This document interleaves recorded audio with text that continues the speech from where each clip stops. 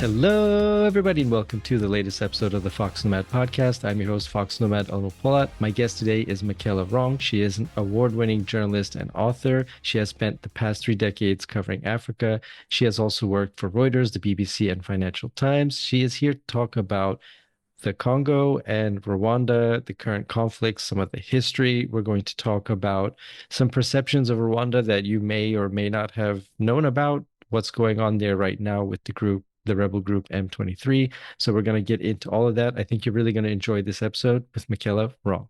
Thank you, Michela, for being a guest on the podcast. As I was just telling you right before we hit record, I came across an interview of yours, and I've been fascinated with Congo and this region of the world for a very long time. I'm trying to visit every country in the world, and Congo is like the number one top of my list.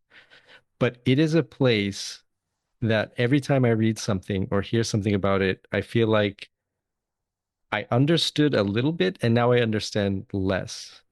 Is that Oh, okay. um so maybe we can start with that. So we're talking about this region of the world that people have heard of, Hmm. but I feel like it is difficult to sort of get into what is actually happening in Congo and where to even begin in its history. Yes, I think I always think two things have mitigated against general understanding of what's going on in Congo. They've been sort of disastrous in terms of perception.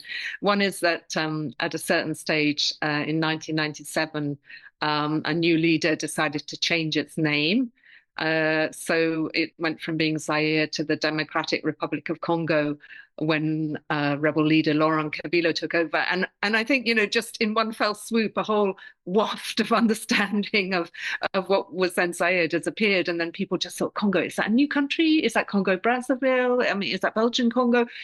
So that was really unhelpful. And then the other thing I think that makes it really hard for people to get their heads around what's going on in the East in particular is that we've had this sort of state of conflict and civil war and ethnic cleansing and nastiness, and there have been so many countries involved in it and so many different wars and different phases, and then this plethora, this sort of rash of acronyms.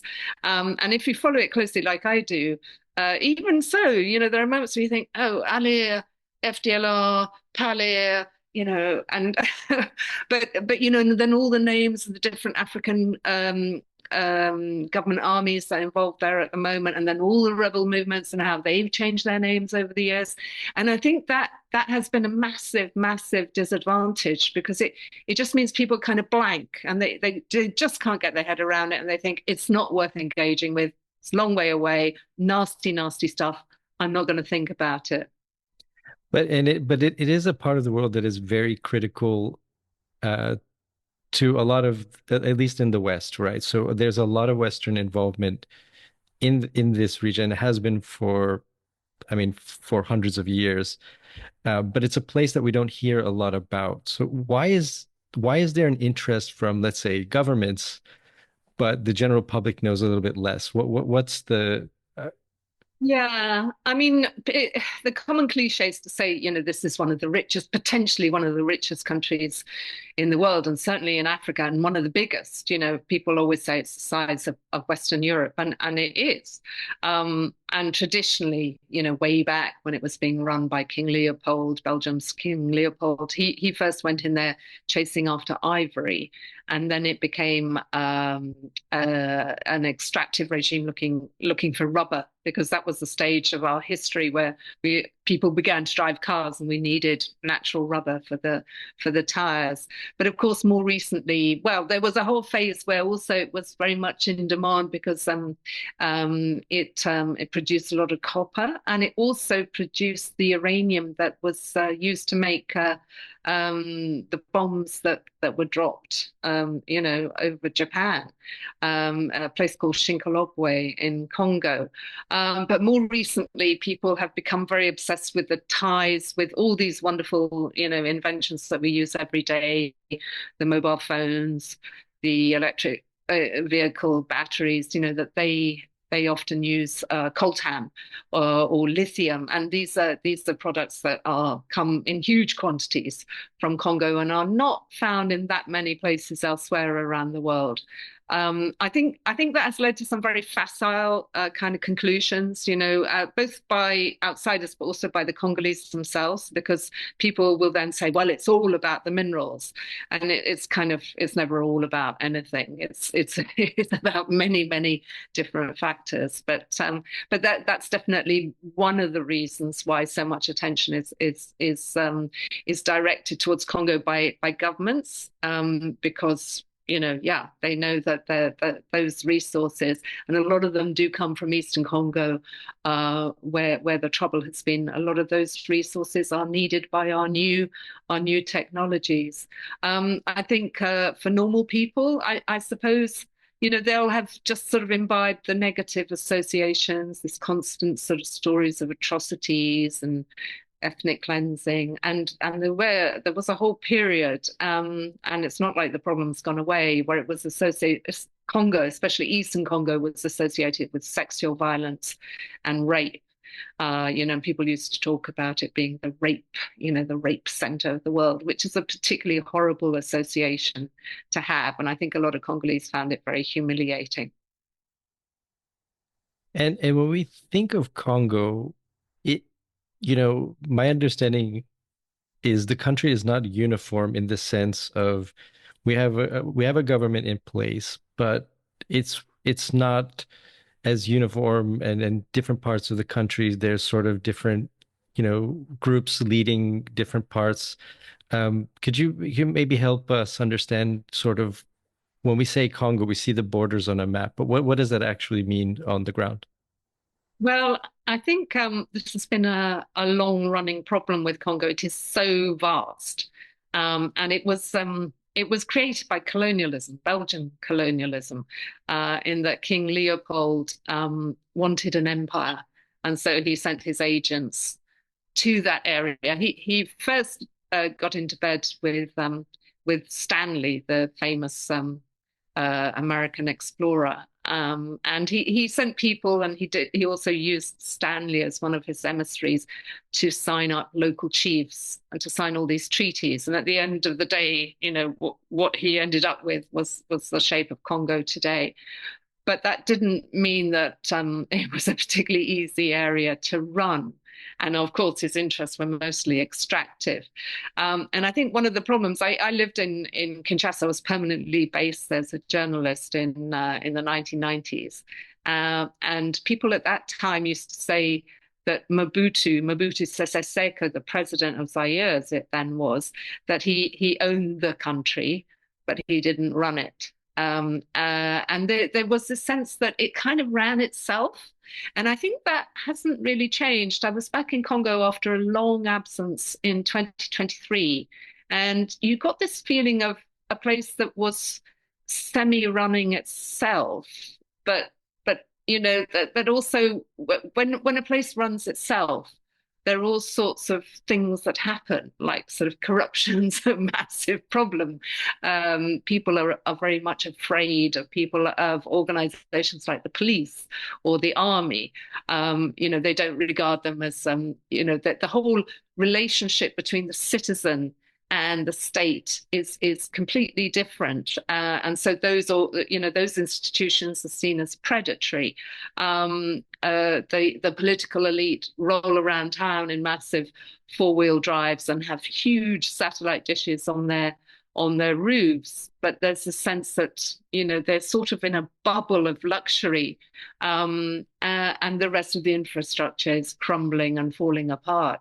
And I think that feeling of a country that wasn't really being run, you could see that Felix Tshisekedi, the new president, was certainly attempting to put his sort of mark or on the country, but he was already coming under massive criticism. And if you fly, to the other cities, to Lubumbashi or Bujimai, or they feel a very long way from the capital. And Goma, which is this capital in the North Kivu province, which is right on the other side from Kinshasa, right on the other side of the country, right next to Rwanda, Uganda, and Burundi. Firstly, you change time zones flying there, and it's over 1,500 kilometers. So there's a real sense of, this is just a vast territory. And that Kinshasa can't really run it. And there was a lot of discussion some years ago about, introducing a federal system in Congo. And I think in the end that nobody wanted to go down that route. But so my understanding it's now got a semi-federal system, but it's not really working.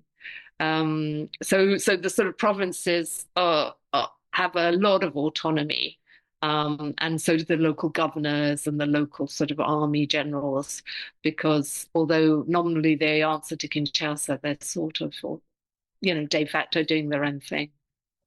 And I guess as a comparison, we talk about Rwanda, which has been on the news related to Congo recently quite a bit.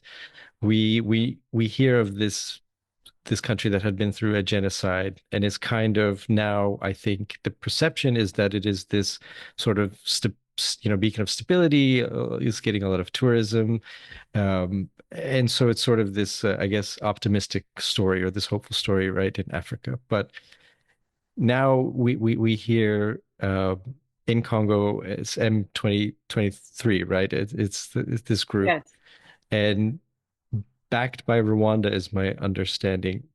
yes. Why that seems almost, antithetical to what we kind of hear on the news. So what is actually what is happening, and why is Rwanda involved at all?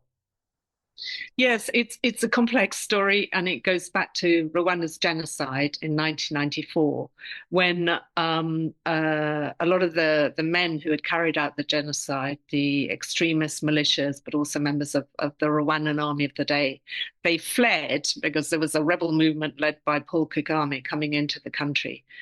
Which eventually seized power. They fled into Congo, which has always had these incredible, huge, porous borders, and they set up these refugee camps there. And then they continued to sort of raid back into Rwanda and try and topple the new government that had been set up there by Paul Kagame.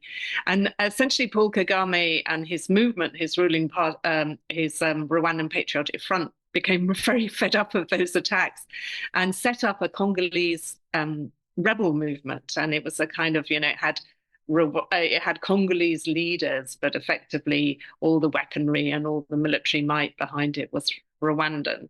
And they cleared out the camps, which had been a security issue from Rwanda, and then ended up marching all the way to Kinshasa on the other side of the country and toppling the regime of Mobutu Sese Seko. And Mobutu fled into exile.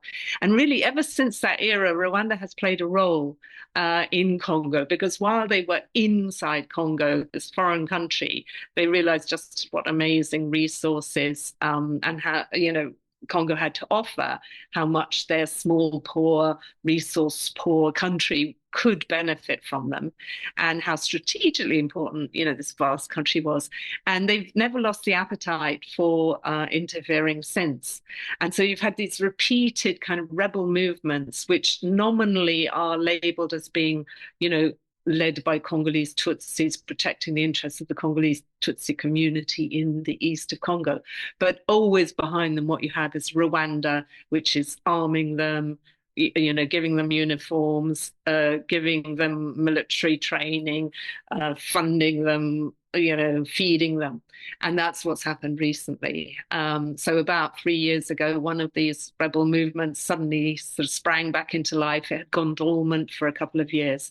And it's the movement that has recently seized the city of Goma in North Kivu, and also the city of Bukavu in South Kivu, and really seems to be chomping through the kilometers without any kind of real, pushback from the Congolese army. And what we're seeing is something that I remember from the days when I was writing about Mobutu's overthrow by a rebel movement backed by Rwanda in 1997. We're seeing the same thing where Congolese soldiers will see the rebels coming down the road and they'll just take off their uniforms, hand over their weapons, and they become civilians and they flee into the bush. Or they just disappear, into someone's house. So they're not really putting up a fight, and this sort of raises the whole sort of question of how far will this new rebel group go? And what exactly is it that Rwanda wants from this situation? And I think everyone's guessing at the moment. Yeah, that was going to be my next question is Rwanda looking to expand their territory to annex parts or to get, full control? Yeah. Well, there's a lot of speculation. I remember like 3 months ago, no one was talking in these terms. But then it was noticed that Paul Kagame, the Rwandan president, had started talking about how, pre-colonial Rwandan borders used to extend a lot further than they do these days, and that in fact Rwanda sort of, originally were, parts of what are today Burundi or DRC or Uganda were actually Rwandan territory. And everyone's ears pricked up when he started talking that way, because it just sounded like, okay, this is some kind of claim being made. And I think it certainly looks like some form of protectorate, some form of, annexation, de facto annexation. Maybe it won't be formalized. That seems to be on the cards now, because this rebel movement, the M23, really is now controlling a huge swathe of land. It's supposedly the size of Belgium, the amount of land it's seized over the last couple of weeks, and has 7 million people living in it. And it's this is an area of land which is not just rich in minerals, gold, coltan, all these other tin, but it's also a very fertile area. So it's a kind of, Rwanda is a very densely populated country. It's run out of available space, and there's this whole question about Mark about, well, it's what we're seeing, this territorial expansion with Paul Kagame sort of, sort of tailoring his ambitions to match what this rebel movement is achieving on the ground. And are the goals of the rebel group in Rwanda aligned, or is this sort of an alliance for the time being? In other words, what do the rebels themselves want? Do they want something separate and Rwanda is just conveniently, you know, backing them, or are they more aligned? I think at the moment the rebels are very aware that they depend on Rwanda to do their fighting. Without this, Rwanda's got this incredibly impressive army. Thanks in part to sort of decades of aid that it's received from the West and from others. And so the rebels know that if they're going to achieve anything on the ground, they really need that force behind them. But they have certainly fallen out. There's this track record of rebel groups in Eastern Congo falling out, with its Rwandan benefactors, with their benefactors in the past, and rebel leaders, ending up in detention in Kigali. So I think there's a lot of speculation. Everyone's looking to see who is giving the talks to the crowds in all this occupied area now, and who's interacting with the journalists, who's talking to local officials, because that will tell us a bit about how autonomous are these people. I think at the moment the feeling is they're not autonomous at all, but that they have been in the past. And so that may change, as the weeks go by. And are foreign, this might be a silly question, but are foreign countries involved? I was assuming there's some amount. And how involved are they? Eh, You know, either backing either side or Well, loads of African armies are involved in this. Firstly, there's a big UN force that was stationed in Eastern Congo, that has sort of, I think, been overtaken by the sort of drama of what's going on, and seem to have just ended up sort of accepting surrenders from Congolese soldiers who don't want to fight. But we also have a Burundian army. Burundi, of course, is the Congo's neighbor, to the south of Rwanda. They've got between 10 and 12,000 soldiers there. And they regard Rwanda as an existential threat. So the question is whether they're going to pile into the fight. To the north of Rwanda and to the north of Goma, we have the Ugandan army, which has deployed across its border. And again, everyone's wondering, well, are they going to be joining in with Rwanda? Or are they just securing their backyard, their Congolese backyard? What's going on there? Lots of question marks about that. We also have a regional peacekeeping force, which is led by the South Africans, but it has Malawians, Tanzanians in it. And they took some of the fiercest fighting involved that group. And they lost, I think it was 17 soldiers in all. And then we're in a terribly humiliating position because they couldn't even they couldn't fly planes in to evacuate the dead, and they ended up basically they've been cantoned by the M23 rebel movement, and they've still got their weapons, but they're not allowed to use them. And this is a really humiliating end for a Southern African peacekeeping force. For years, I've been hearing this mantra. It's a very, very popular mantra in Africa of, let's have African solutions to African problems. It shouldn't be for the West to interfere. And I think what's happened to that Southern African regional peacekeeping force has really shown that little formula has just shown itself to be a total failure in Congo. So this is it's a very turbulent moment in African history, and it's a moment where I think a lot of realignments are happening, and a lot of lessons are being learned.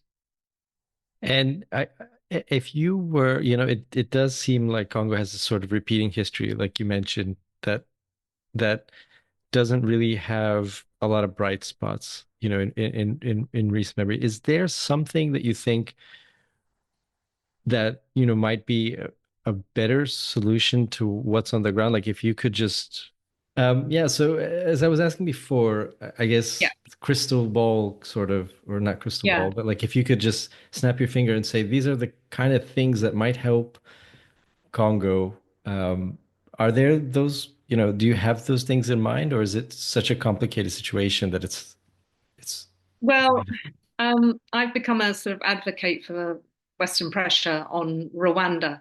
You described Rwanda's perception, its image very well earlier on. It's seen as a safe place, very clean place, a reliable partner, a donor darling, and there's certainly things that I used to think about Rwanda when I was first writing about it, which was quite soon after its genocide. And I've really come to see President Paul Kagame as, quite the opposite. People think Rwanda is stable. Well, Rwanda itself may be stable because essentially it's a police state. It's a very controlled, monitored, surveillance state. But what it's doing in the region and what it does to Congo and what it does to Burundi and sometimes Uganda is very destabilizing. And it's got this incredibly efficient, well-equipped, well-funded, in part thanks to the West, army, and has used that army really in a very damaging and destructive way. So at the moment, I tend to feel that it's really up to us, Western countries who have allowed and emboldened Paul Kagame and allowed him to become this sort of key player. From this tiny, tiny little base, he's become such a dominant, powerful figure in the Great Lakes. I think it's up to the West to really put pressure on him. There was a period about when was it? It was 2012, 13 years ago, when the M23, this rebel group, had sort of started sort of seizing territory and surrounded Goma. And what happened then was really interesting because all the donors got together, Western donors, the World Bank, and they basically very, very quickly agreed to freeze aid funding to Rwanda. And since Rwanda, depends on aid funding, very, very, it took a matter of months, and the M23 dispersed, and the fighters went back to Uganda and Rwanda. And this hasn't happened this time. And I've been watching it with like a lot of other analysts who know the area quite well. And you keep thinking what you're seeing is a lot of statements, a lot of denunciations by America, by my country, by the UK, by the French, by the Belgians, by the EU, by Germany. And they're all saying this is unacceptable. Rwanda has to stop. It has to get its soldiers out of Congo because it's not just supporting the M23. It has up to 7,500 soldiers there of its own. And everyone's saying it's got to stop, got to stop. But they're not following up with real action on the aid funds, and it's because they don't want to lose what they see as leverage on Rwanda, and it seems to me that the price of that sort of leverage and that maintaining some kind of relationship with Kagame is being paid in Congolese lives. So it's a really unhelpful position to take. I think we're also talking in a context, as we all know, where the West, the sort of belief in universal justice in these kind of international institutions, it's taking all these torpedoes in large part, thanks to what Trump and Vance and Musk are doing in America.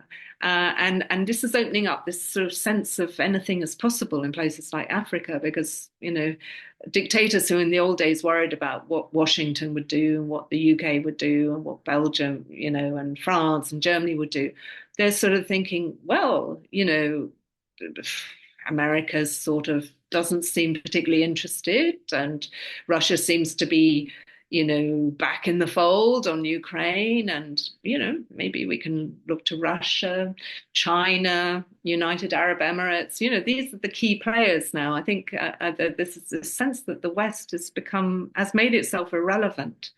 So I think it's a really unstable moment in African history. It's an unstable moment in world history, but Africa, it's also impacting on Africa, and in particular this conflict.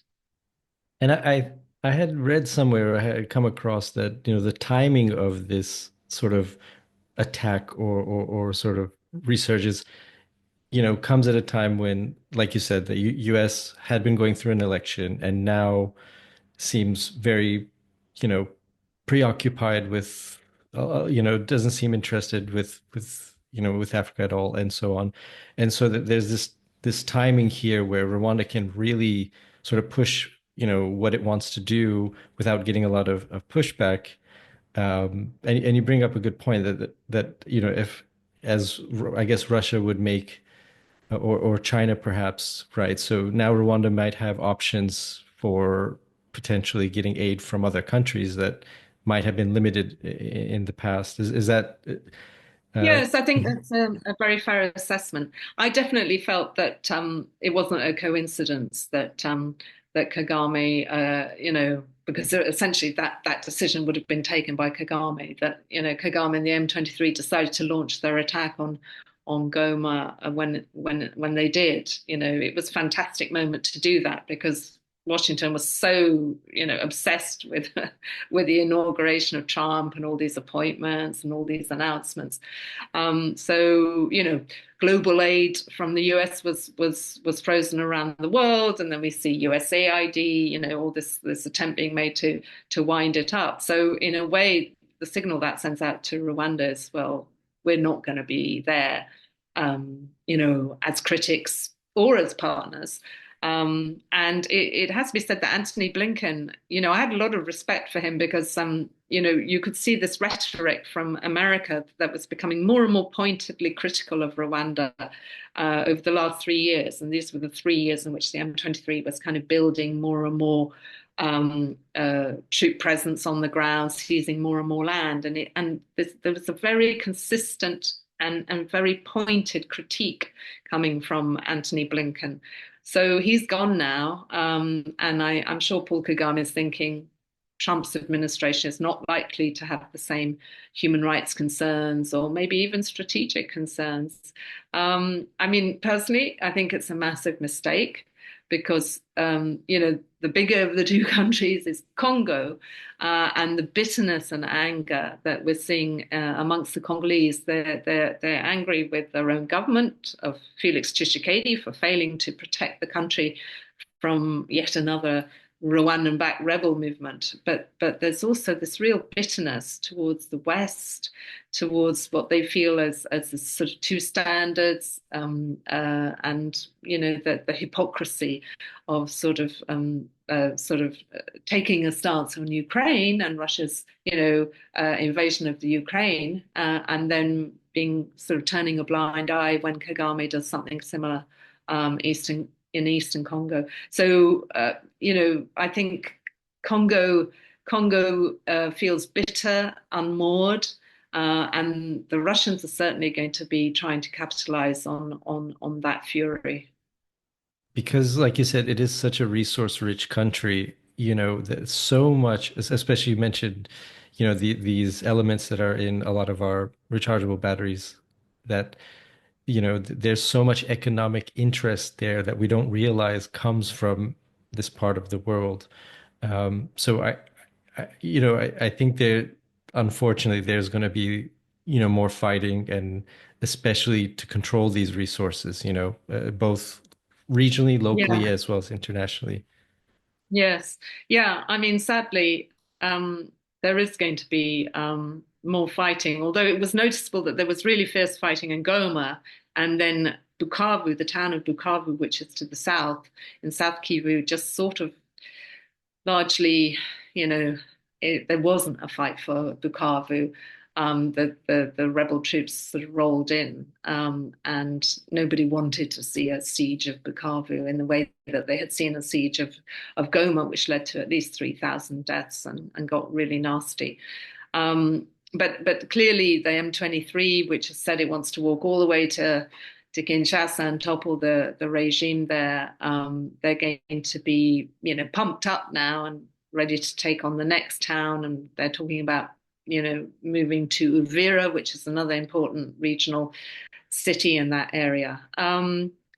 But yes, it is something we need to watch.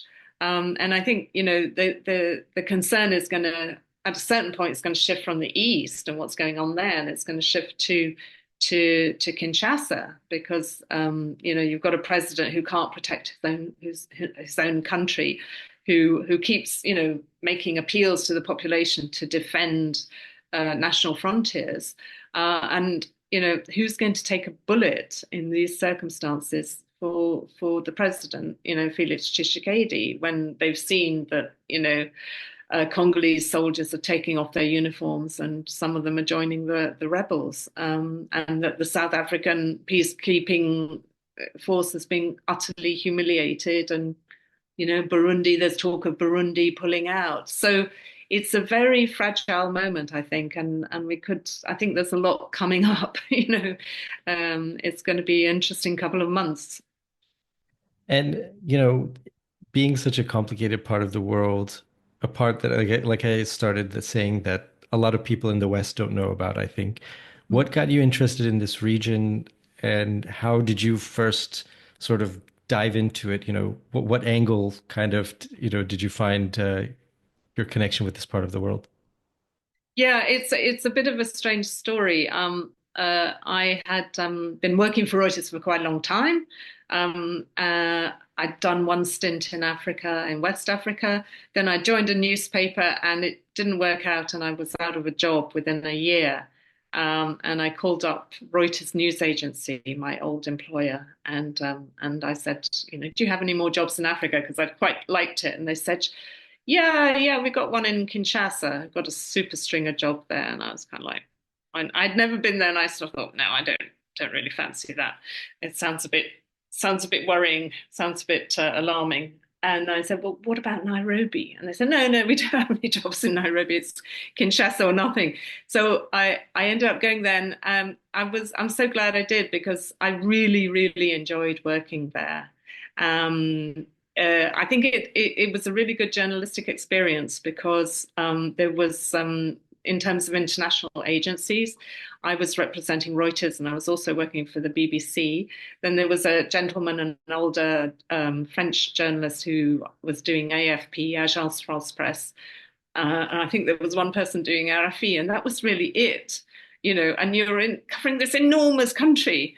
And it was real pure journalism. And I think that was why, I'd got very used by then to the fact that you got all these press releases and press attachés who told you more or less how to write the story and regurgitating what companies told you. And suddenly you were in a place where if you didn't see it, it didn't happen. And the sheer challenges of getting information around, there were between 2,000 and 3,000 people who had telephones at that time that worked because the telephone infrastructure had completely fallen apart, and it was people were using mobile phones for the first time in the mid 1990s in Congo. So it was a really great place to be a journalist because it was true, pure journalism, and I thought also, although it was chaotic and anarchic, and sometimes vaguely risky. It was there was a good. I enjoyed being there. I enjoyed all my interactions with the Congolese people I worked with. And you've written several books about this part of the world. Could you tell us a little bit about the books that you've written, especially your most recent one? Yes, well, the first book I wrote was about Mobutu, and it was called In the Footsteps of Mr. Kurtz, which is a reference to the Conrad book, because I was very aware that most people, the only thing they'd ever heard of when it came to Congo was Joseph Conrad's Heart of Darkness, which features, Mr. Kurtz, he dead, the white station manager who goes crazy, in the forests of Congo and becomes this kind of brutal, sadistic, pervert, really. But what I wanted to convey in that book was how, when you have a country which isn't being run and is only owned by a president who's never there, because by then Mobutu was actually in his palace in the jungle and was almost never seen in Kinshasa, how people just find their own coping mechanisms. And I thought that was absolutely fascinating and really cheering. It was very uplifting that people sort of just work things out for themselves and find what they found their own ways to earn a living and to interact with one another and get things done. And it was sort of cheeky and irreverent methods often, but there was this sort of endless sort of fund of inventiveness about it. So that was really the core of that book, although it was also looking at Mobutu's rise and fall. The core was sort of talking about how do you cope, when the state's not there, when the state is predatory and everything associated with the state is predatory. So that was what that book was about. And Rwanda played a little role in that book because, of course, during the year that I was there, the Rwandan genocide happened, and that then triggered the downfall of Mobutu, his overturn by the AFDL rebel movement. But I came back to Rwanda later because I did spend a lot of time in Rwanda in the 1990s, covering the country in its post-genocide period, and got to know a lot of people who were the sort of aides and advisors to Paul Kagame, the current president. And what I noticed, from a distance, and I moved on and I wrote about other things and sort of wrote other books, was that they were becoming alienated from Kagame, and some of them were going into exile, and some of them were being ostracized, and some were being prosecuted. And these were all people who'd been very powerful men. When I had first been covering the Rwandan story, and then eventually one of them, who was the former head of external intelligence, a man called Patrick Karegeya, who had fled into exile, a man who had known Kagame almost all his life, and been his closest friend. He ended up being strangled in a South African hotel room, clearly on Kagame's orders. because he had set up an opposition party and was challenging Kagame and calling him a dictator. And I thought, my God, that's so fascinating, that trajectory that I followed just through my career. I knew this guy when he was, wearing a slick suit and introducing me to Kagame, who I interviewed for the Financial Times, and he's just been strangled in a hotel room by, on Kagame's orders. So that's what the second, the recent book is about. It's called Do Not Disturb. And I think it's much, obviously it's a much grimmer book. But I think, what I wanted to do was tell the story, you gave earlier a sort of the common perception of Rwanda.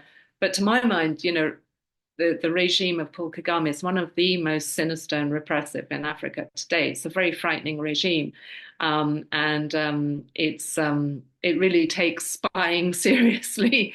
There's a whole network of agents around the world who monitor what members of the Rwandan diaspora are up to, monitor what writers like me write, what we think, what we say on Twitter, and try and silence us. That's kind of dominated my life for the last 3 or 4 years because, of course, once my book came out, I was targeted with huge amounts of abuse and sort of whenever I want to speak in public, people will, people who've been sent by the Rwandan embassy will write to the organizers to tell them that they shouldn't host me, or will just sort of douse, me in abusive tweets on X.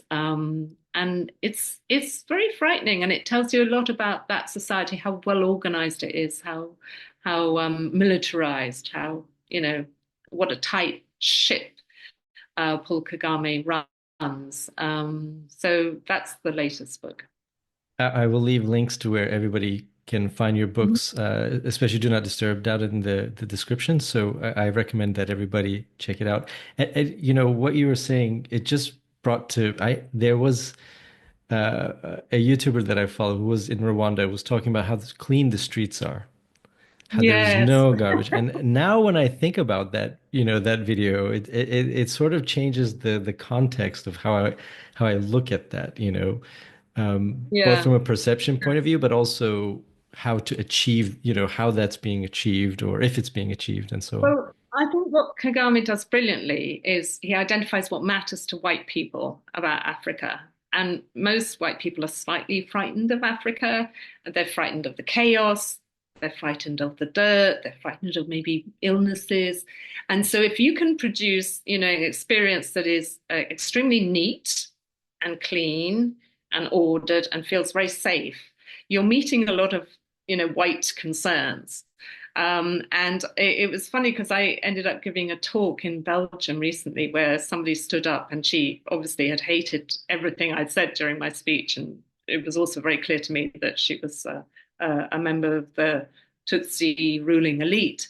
And she sort of said, I disagree with everything you said. You clearly don't know anything about Rwanda. And she used the word clean.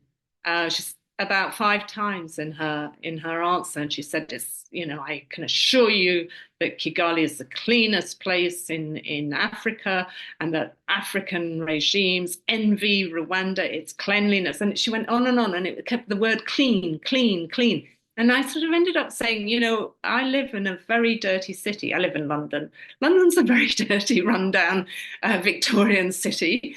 And I know which one I prefer, to live in a sort of rather dirty a city where when I vote, my vote is taken seriously, and where I can walk down the street chatting to my friends without looking over my shoulder, and I can write into newspapers and, get my letters, printed and say what I think without worrying about it, and living in this clean, well-ordered, neat police state. But it's a very clever move on the Rwandan administration's front to address that. And also it works well in Africa, because I've seen a lot of African journalists who, will film themselves, sort of walking down a street in the middle of the night in Kigali and say, look at the street lights, because so many African citizens are utterly fed up of the fact that their governments don't, are often corrupt, not particularly representative, and don't deliver any services. And they'll go and they'll sort of say, they'll go and visit Kigali. They won't leave the capital. Poverty is much more obvious if you leave the capital. And they'll walk around at night and say, look at the streetlights, look at the tarmac, no potholes.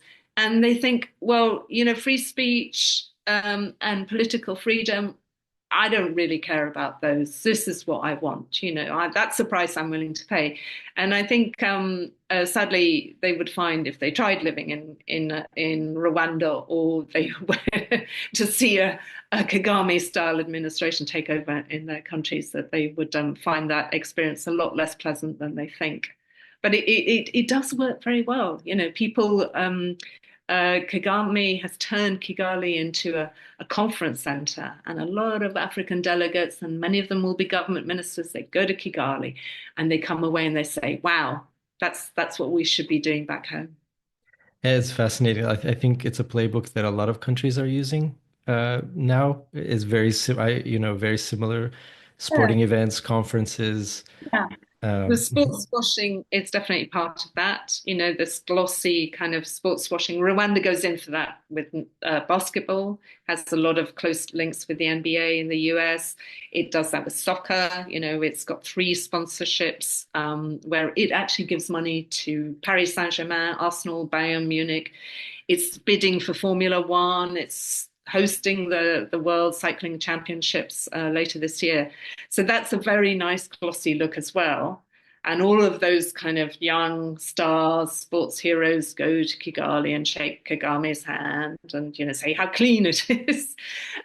So that's very, very effective. But yeah, just last year I went through Singapore, and it's not a coincidence that Singapore, what happened there, after colonialism, is taken as a model that the Rwandans want to copy. They buy the biography of Lee Kuan Yew, to learn how he did it. it is really fascinating. I think and I hope a lot of people look more into it and read the books, and also it changes some of their perceptions of sort of like I guess the packaging that we see about a lot of these countries. There is one question I wanted to ask you before I let you go, which is, in all your experience and time in Congo, is there something, that you say is this is very Congolese, or this is something that makes you think of the people there, or your time there? Um, Gosh. I think it's what I was talking about earlier. I could be lazy and say Congolese music and style and fashion and dance, because that does remain one of the best things about Congo, and it's one of their biggest exports. Um, but I think it's this thing I raised earlier about survival techniques, and the inventiveness of sort of coping strategies. Because in Congo, there's a phrase for this. It's called Article 15, which means Article 15. And I heard this phrase all the time when I was living in Congo, and people would sort of joke, when they saw somebody who'd done something a bit smart, they'd sort of shrug and laugh and say Article 15. And it's supposed to be a clause in the Constitution. Of course, it doesn't actually exist. It's a fantasy clause, which says, débrouillez-vous, which means, take care of yourself, sort yourself out. And I think that for me was what Congo represented, Article 15, and it's still there today, going strong. Thank you so much for spending some time to talk to me about Congo, Rwanda. It's a fascinating discussion. I could just keep asking more and more, and I think it's just that kind of a place and a time in history where there is just so much, right? That. Yeah. Yes, I think one of the things I think is really sad is because of what has happened in the East, and it's not new, and we've seen this before, that the connotations with Congo are so dark and so off-putting. And everyone I know who lived in Kinshasa or spent any time in in Congo, whether they were journalists or diplomats or NGO workers or running companies or whatever, whenever they start talking about Congo, you see a kind of smile on their face. And there's a sort of joie de vivre and a kind of a sort of cheeky, there's a sort of appreciation of that sort of cheeky, irreverent, will somehow make this work attitude. And I think that's a very positive thing. And that's a side we should remember and cherish. Well, thank you again so much for your time. Like I said, I'll leave links where everybody can find your books and read more. Is there anything you're working on at the moment that you can discuss, or anything, any projects? I'm working on a book, but it's quite different. It's about World War II in Italy. I'm half Italian, and I've become more intrigued by what happened in certain parts of Italy during World War II. So that's a complete break for me. But I think it's important to try your hand at different things. I actually wrote a novel at one stage, set in a place like Eritrea, and I'm still very proud of it. I don't think many people read it, but it was really nice to stretch those muscles and try and write in a different way. And so I think you have to, change subjects, change formats when you can. Well, we'll keep an eye on those, and hopefully have you back on for your next book. Yeah, definitely. That would be very nice. Thank you again so much. Like I said, everybody, check out the links in the description, and I'll talk to you in the next episode. Thank you, Michela, for being a guest on the podcast. And thank all of you for listening and for your support. Make sure that you check out Michela's books down in the description below. And while you're down there, if you're watching on YouTube, make sure that you hit the like and subscribe buttons. If you're listening to this podcast on audio, wherever you're listening to podcasts, make sure that you give this a 5-star review and a nice couple of words. Always helps us get the word out about the show. Thank you again for listening. Thank you again for watching. And I'll talk to you in the next episode.